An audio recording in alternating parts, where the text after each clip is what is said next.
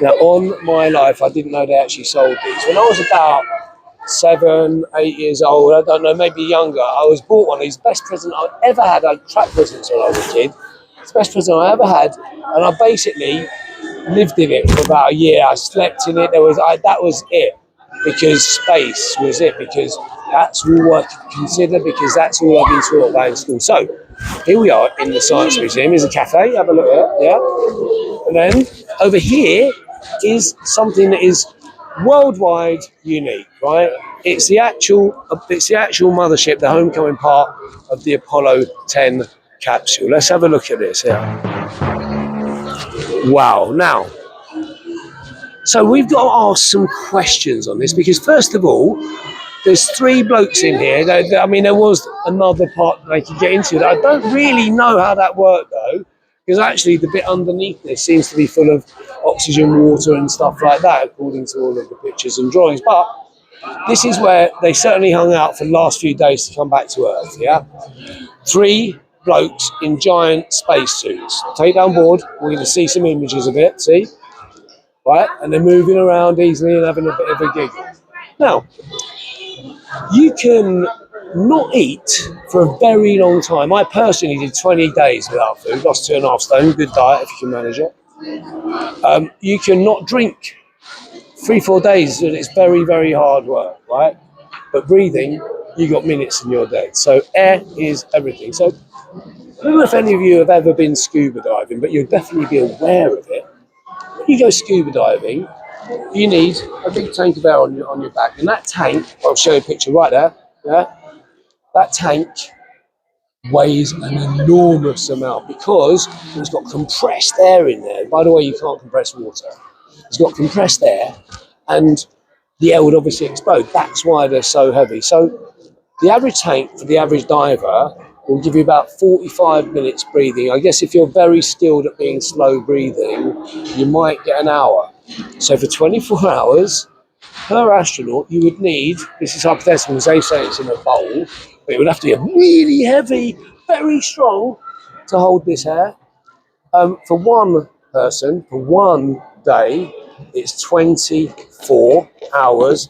We're going to say, let's say 27 per day tanks of air that they need. So for 8 days, just bear with me, just pause, because I'm going to do some math and then I'll put it up. So the math has been done. So I'm giving them 27 tanks each, right? Because obviously it's quite an exciting environment. They might get a little bit breathless. So 27 times 3, yeah, times 8 days is 648. Or was it 628? I'm doing it. It was 648. Yeah, 648. Do the math yourself. That's a very big. Now, are we going to get that in? Oh no, yeah, but NASA are very clever. And then, well, no, we've separated from the other bit now. How are you going to get that in? Oh, they've got rebreathers. You can't make oxygen. Where's the air? Now, we also need minimum 4 or 5 litres of water per day for all of them. Where is it? This is impossible to work out, and it doesn't matter what anyone says to me, that is the case. Now, let's just come around. Just looking in, look at the size, have a look in there. That glass used to be open, right, and you can see in. But imagine 3 blokes in there with spacesuits, and we see them sort of floating around and stuff. I doubt if you actually get them in, to be honest with you. And then, when they come back to Earth, right, they have to splash down into the sea. And they launch the parachutes. Where would the parachutes be? Are they on the outside? Let's have a look around. Are they on the outside anywhere, or any attachments for them? Where they fall through the burning atmosphere, right, which was shown in the drawing, because it's a drawing that we all know. Have a look at it now. Right, so, and then let's have a look at the actual splashdown. What you're seeing now is you'll see the camera that's actually found a spaceship falling from space straight away. I used to be a cameraman, right? That ain't happening, right? They just happen to be in the same place on the ball in the right place. Oh, they're very good at maths. Yeah, okay. And then they've got to launch the parachutes, right? So they're not on the outside and they're not on the inside. And where are they? And according to NASA's own websites, the 3 parachutes, there's no spare. I mean, when you jump out of an airplane, you always have a spare. According to according to NASA, there's 1.5 miles worth of parachute cord for the 3 parachutes. Let's have a look at this. Here's one of the parachutes. Right? I mean, look at the size of it. Imagine folding that one up, right? And look at the string. The string goes all the way. Oh, look at Tim's doing. Tim's doing helping me out on camera today. He's doing a beautiful job. All the way here and all the way down. Now, let's imagine just folding that one up, right? And they've got 3 of them. Where's it go? So we've got 3 men.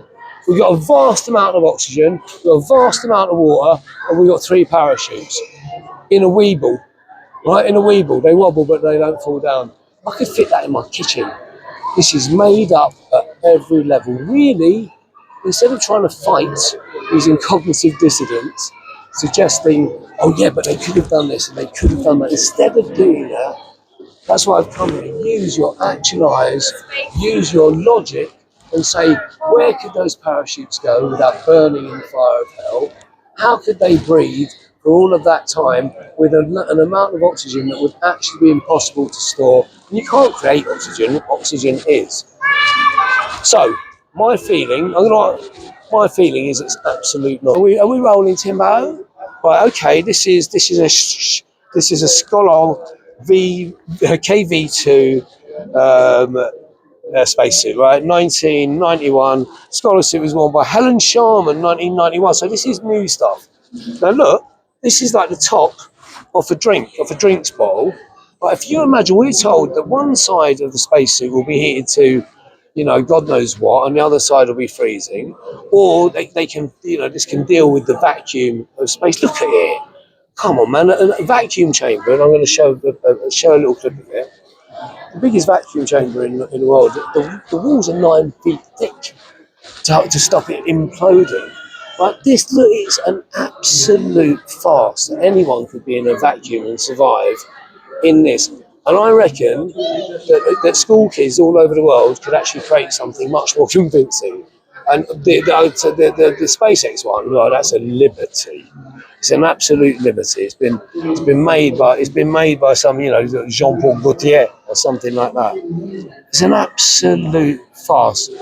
I'll tell you what, I don't know if I'll try and find the clip. If I can't, I won't. But the most famous picture in the world is the first footprint on the moon, apparently. But it's Neil Armstrong, so we all know it, right? It's got all the indented sort of, tread on the bottom.